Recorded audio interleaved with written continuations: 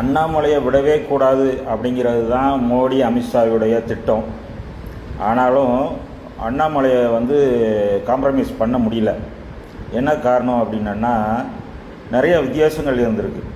அண்ணாமலை சிம்பிளாக சொல்கிறது என்ன அப்படின்னா, நாம் திமுக அண்ணா திமுக அப்படின்னு திராவிட கட்சிகளோட கூட்டணி வச்சுக்கிட்டே இருந்தோன்னா ஒரு நாளும் நம்ம 1% கூட அதிகமான செல்வாக்க மக்கள்கிட்ட இருந்து பெற முடியாது அப்படிங்கிறது அண்ணாமலையோடைய ஃபைனல் பாயிண்ட்டு.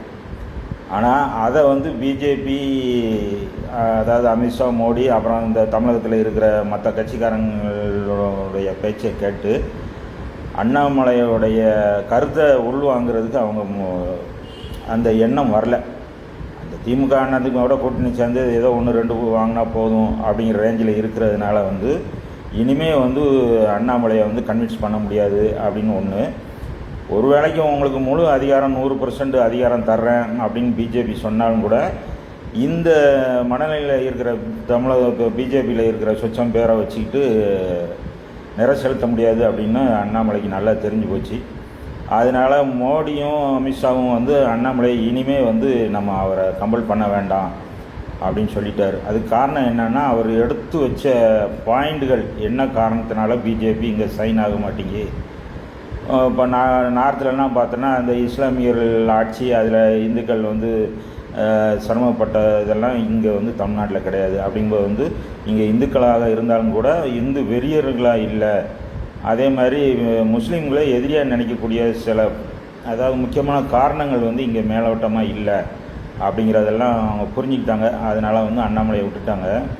அண்ணாமலை தானே நம்ம தனி கட்சியாக இருக்கணும், நம்ம முயற்சி பண்ணணும் அப்படிங்கிறது தான் அவர் எடுத்து சொல்கிறாரு. இதுக்கு ஒரு 6-7 வருஷத்துக்கு முன்னாடி சின்னமலரில், சிறுவர் மலரில் ஒரு சின்ன கதை வந்திருந்தது. அந்த கதை என்ன அப்படின்னா, அந்த தோட்டத்து முதலாளி வேலைக்காரங்கிட்ட இந்த மரத்தை ஆளுகளை கூட்டு வச்சு மரத்தை வெட்டிடு, இதில் வேறு வேலை இருக்குது அப்படின்னு சொல்கிறாரு. அப்போ அந்த குஞ்சு குருவி அம்மா வந்தோடனே சொல்லுது, அம்மா இந்த மரத்தை வெட்ட போகிறாங்களாம், அதனால் நம்ம வேறு ஒரு இடத்துக்கு போயிடுவோம் அப்படின்னு சொல்லுது. ஆனால் அந்த தாய்ப்பறவை இரு, அவசரப்படாத, நான் சொல்லும்போது போவோம் அப்படிங்குது. அப்புறம் ஒரு வாரம் கழித்து திருப்பியும் அதே என்னடா ஆளை விட்டு மரத்தை வெட்டலையா, என்னடா நீ இன்றைக்காவது ஆளுகளை கூட்டு வச்சு அதை மரத்தை வெட்டிடு அப்படின்னு சொல்கிறாரு.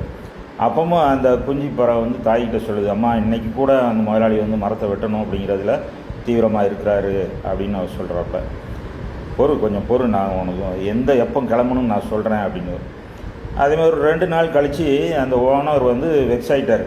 டேய், உங்களெல்லாம் நம்பி பிரயோஜனம் இல்லைடா, நானே வெட்டுறேன்டா, நாளைக்கு காலையில் நானே அந்த மரத்தை நான் வெட்டுறேன் அப்படின்னு சொன்னோன்னே இதை குஞ்சு பறவை தாய் பறவைகிட்ட சொல்லும்போது, ரைட்டு, இனிமேல் நம்ம இங்கே இருக்கக்கூடாது அப்படின்னா. என்னம்மா இத்தனை நாள் சொன்னதுக்கும் இன்றைக்கி என்ன வித்தியாசம் அப்படின்னா, அப்படி இல்லை, அந்த ஓனர் மற்றவங்களை எதிர்பார்த்து இருந்தார், அது ஆகாதுன்னு எனக்கு தெரியும்.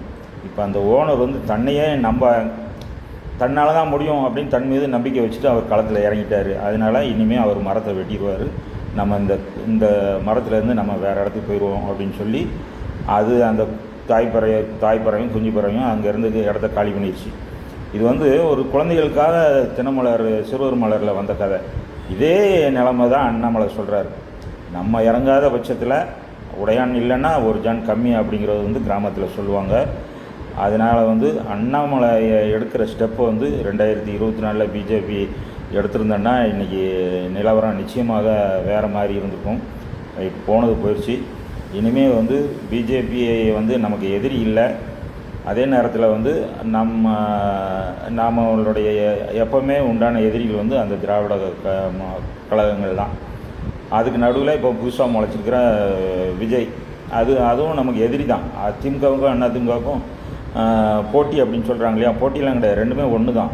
அது அவங்களுடைய கொள்கைகளுடைய ஒரு காப்பி எடுத்துகிட்டு தான் விஜய் வந்துக்கிட்டு இருக்காப்புல. அதனால் விஜய் கட்சியும் அந்த திராவிட கொள்கைகள் தான். அதனால் நம்ம ஒரு சேர தான் நம்ம அவங்கள எதிர்க்கணும். அதே நேரத்தில் விவாதம் பண்ணுறதும் சரி, எதிர்க்கிறதும் சரி, காரண காரியத்தோடு இருக்கணும். உப்பு சப்பு இல்லாத மேட்டர்கள்லாம் நம்ம வரைஞ்சி கட்டக்கூடாது. நியாயமாக இருந்தோன்னா நம்ம அதை பாராட்டணும். அதே நேரத்தில் தவறு இருந்ததுன்னா நம்ம வந்து முன்னிருந்து அதை தடுக்கணும். அதனால் வந்து இனி தமிழக அரசியல் வந்து விஜயா அண்ணாமலையா அப்படிங்கிற ரேஞ்சுக்கு வந்துருச்சு. இனி கட்சி ஆரம்பிக்கும்போது இன்னும் எதிர்பார்க்காத அளவுக்கு பெரிய பெரிய ஆள்கள்லாம் வந்து அண்ணாமலை கூட வரப்போகிறாங்க. யார் தலைவர், யார் பொதுச் செயலாளர், யார் பொருளாளர், யார் அவைத்தலைவர், யாரெல்லாம் மாவட்ட செயலாளர்கள் அப்படின்னு வரும்போது அது பெரிய தாக்கத்தை உண்டு பண்ணும். நேரடியாக அது வந்து விஜய்க்கு சவாலாக அந்த அண்ணாமலை ஆரம்பிக்கக்கூடிய கட்சி இருக்கும். அதனால் வந்து இனி திராவிடம் அப்படிங்கிற அந்த பேச்சு இனிமேல் எடுபடாது அப்படிங்கிறது நான் இப்போ உள்ள பொசிஷனில் சொல்கிறேன். இனிமேல் உதயநிதியை வச்செல்லாம் அந்த கட்சியை கொண்டு வர முடியாது. அதேமாதிரி எடப்பாடி தான் மகனை உள்ளே இறக்குனாலும் கூட அது கதைக்கு ஆகாது.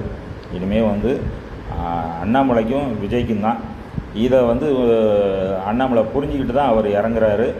அவர் படித்தவர், எல்லா நுணுக்கமும் தெரிஞ்சு தான் அவர் இறங்குறாரு. அவரை ஆதரிப்போம்.